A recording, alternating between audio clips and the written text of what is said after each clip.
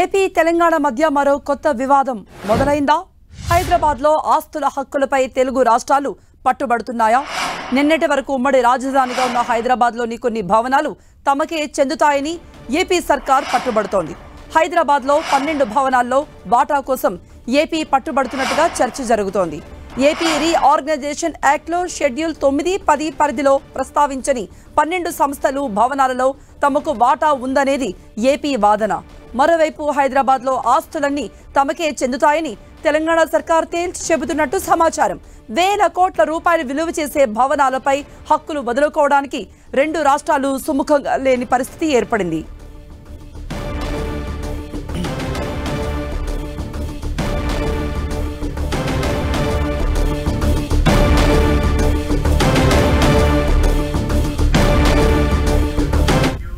ఈ ఏడాది జూన్ 2 నాటికి రాష్ట్ర విభజన జరిగి 10 ఏళ్లు పూర్తయ్యాయి. దీంతో ఏపీ హక్కును కోల్పోయిందని తెలంగాణ అంటోంది. హైదరాబాద్లో ఏపీ సర్కార్ ఆధీనంలో ఉన్న భవనాలను స్వాధీనం చేసుకునేందుకు సిద్ధమవుతోంది తెలంగాణ సర్కార్.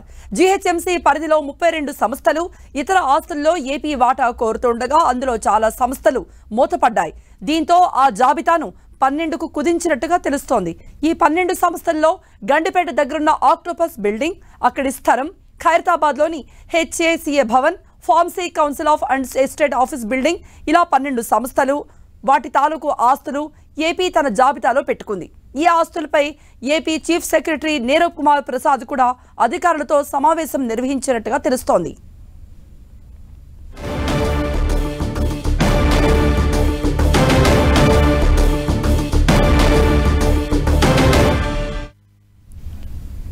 సో ఆస్తులపై అటు ఏపీ, తెలంగాణ రెండు కూడా పట్టుబడుతున్నాయి.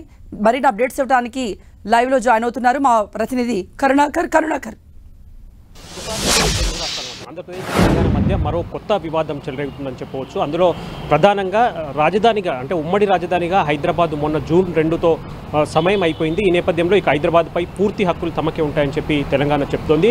ప్రధానంగా హైదరాబాద్లో కొన్ని భవనాలు, కొన్ని సంస్థలకు చెందిన భవనాలు ఇప్పటికీ ఆంధ్రప్రదేశ్ ఆధీనంలో ఉన్నాయి. అందులో ప్రధానంగా ఖైరతాబాద్ దగ్గర ఉన్న లేక్వీ గెస్ట్ హౌస్ కావచ్చు, హాకా భవన్ కావచ్చు, లేకపోతే ఆక్టోపస్ బిల్డింగ్ కావచ్చు, లేకపోతే మాసప్ ట్యాంక్ దగ్గర ఉన్న సిఐడి భవనం కావచ్చు, ఇటువంటి ప్రధానమైన కోటిలో ఉన్న వైద్య విధాన పరిషత్ భవనం కావచ్చు, ఇటువంటి ప్రధానమైన సంస్థలకు సంబంధించిన భవనాలు ఇప్పటికీ ఆంధ్రప్రదేశ్ ఆధీనంలో ఉన్నాయి. కాబట్టి ఉమ్మడి రాజధాని సమయం అయిపోయింది కాబట్టి ఆ భవనాలన్నింటినీ కూడా స్వాధీనం చేసుకునేందుకు తెలంగాణ ప్రభుత్వం ప్రయత్నాలు మొదలుపెట్టిందని చెప్పుతున్నారు. దీంతో ఆంధ్రప్రదేశ్ కొంత అలర్ట్ అయింది. ఆ భవనాలపై తమకు కూడా హక్కు ఉందని చెప్పి ఆంధ్రప్రదేశ్ వాదిస్తున్నట్టు తెలుస్తోంది.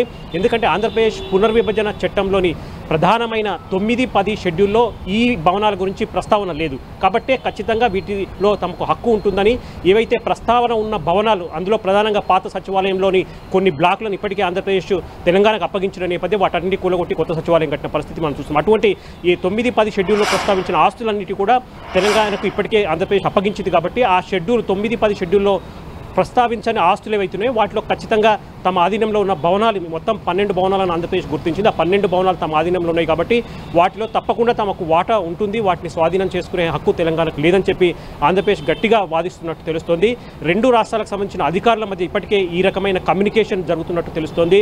ఈ మేరకు ఆంధ్రప్రదేశ్ చీఫ్ సెక్రటరీ నీరబ్ కుమార్ కూడా ప్రత్యేకంగా హైదరాబాద్లోని భవనాలు, సంస్థలపైన సమీక్షా సమావేశం నిర్వహించి మొత్తం 12 భవనాలపైన ఆంధ్రప్రదేశ్కు హక్కు ఉంటుంది. వాటిని ఖచ్చితంగా తెలంగాణతో తాడో పేడో తేల్చుకునేందుకు కూడా ఆంధ్రప్రదేశ్ సిద్ధమవున్నట్టు తెలుస్తుంది. దీంతో కొంత ఆసక్తికరమైన పరిణామాలు చోటు చేసుకున్నాయి. ఎందుకంటే ఇప్పటికే ఆంధ్రప్రదేశ్ పునర్విభజన చట్టంలోని చాలా వివాదాలు పరిష్కారం కాకుండా ఉన్నాయి. విద్యుత్తు బకాయిలు కావచ్చు, లేకపోతే నీటి పంపకాలు కావచ్చు, ఇటువంటి చాలా వివాదాలు ఇంకా పరిష్కారం కాకుండా ఉన్నాయి. ఇటువంటి సమయంలో హైదరాబాద్లోని భవనాలపై తమకు హక్కు ఉంటుంది.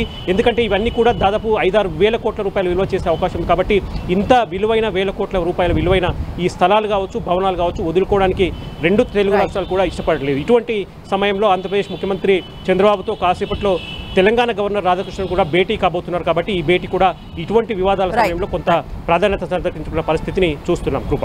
రైట్ కరుణాకర్.